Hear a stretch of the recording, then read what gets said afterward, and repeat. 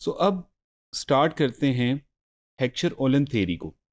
इसके एक दो और नाम भी हैं।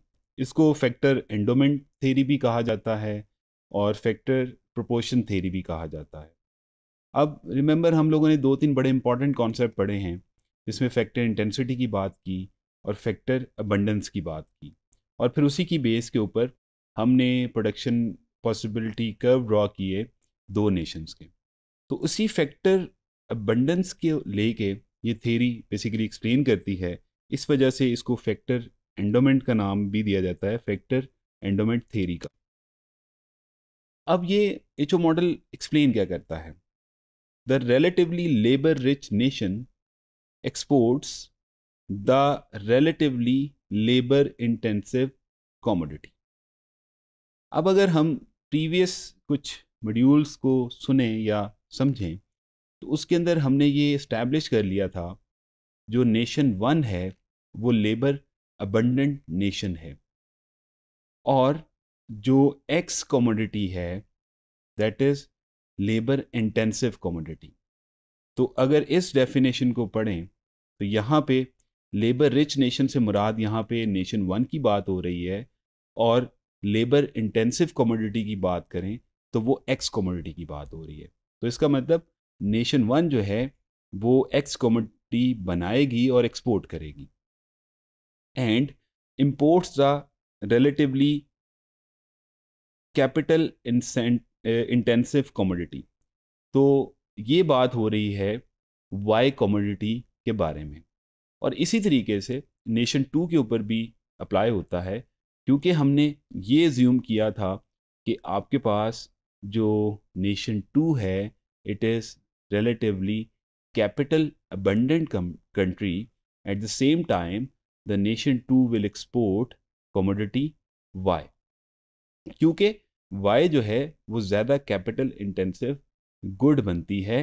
तो इस केस के अंदर अगर आप जो पिछले लेक्चर्स को हम डिस्कस करें और देखें तो उसके अंदर हमने ये बड़े अच्छे तरीके से सीख लिया था कि प्रोडक्शन पॉसिबिलिटी फ्रंटियर की शेप ही इटसेल्फ बता रही थी कि किस नेशन ने कौन सी चीज़ को बनाना है और कौन सी चीज़ वो ज़्यादा बना सकती है with in the given resources, और कौन सी चीज़ वो एक्सपोर्ट करेगी। तो जैसे यहाँ पे ये बताया है, nation one exports commodity X and nation two exports commodity Y. क्यों? क्योंकि R over W is lower in nation two. ये वही बात है जब हमने फैक्टर इंटेंसिटी की बात की थी कि R over W is lower in nation two, it means abundance of capital. और इसको हमने एक और फॉर्म में, जिसे total capital over total labour की फॉर्म के अंदर भी, रेशो की फॉर्म के अंदर भी पढ़ा था।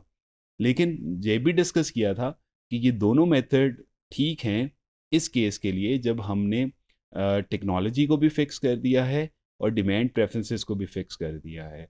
लेकिन फॉर अ सेफर साइड हम इस थ्योरी के अंदर हमेशा रिलेटिव प्राइसेस के कॉन्सेप्ट को यूज़ करते हुए अबंडेंस को डिटरमिन करवाएंगे।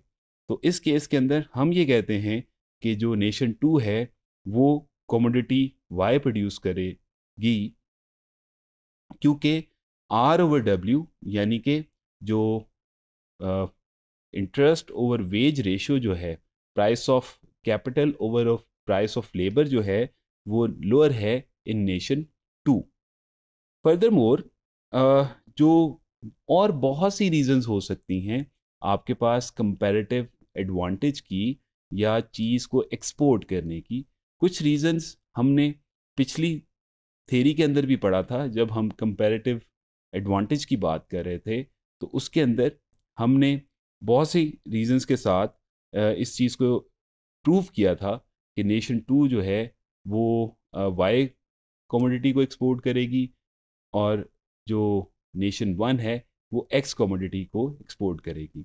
लेकिन इस थ्योरम के अंदर जो बेसिक जो इन्फ्लुएंस, जो बेसिक फोकस किया जा रहा है बेसिकली, वो फैक्टर प्राइसेस के ऊपर किया जा रहा है, या आपके पास फैक्टर एंडोमेंट्स की बात की जा रही है।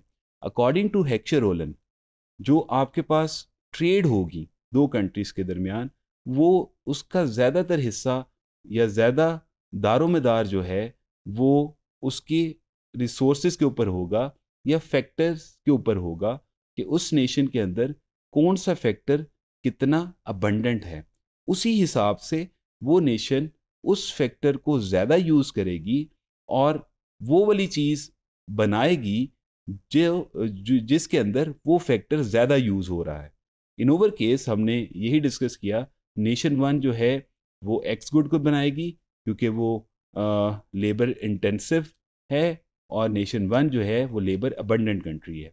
इसी तरीके से नेशन टू जो है वो वाई कमोडिटी बनाएगी जो कि कैपिटल इंटेंसिव है, और क्योंकि नेशन टू कैपिटल अबंडेंट है, in that case nation two will produce Y commodity, और इस तरीके से दोनों नेशंस के दरमियान ट्रेड होगी।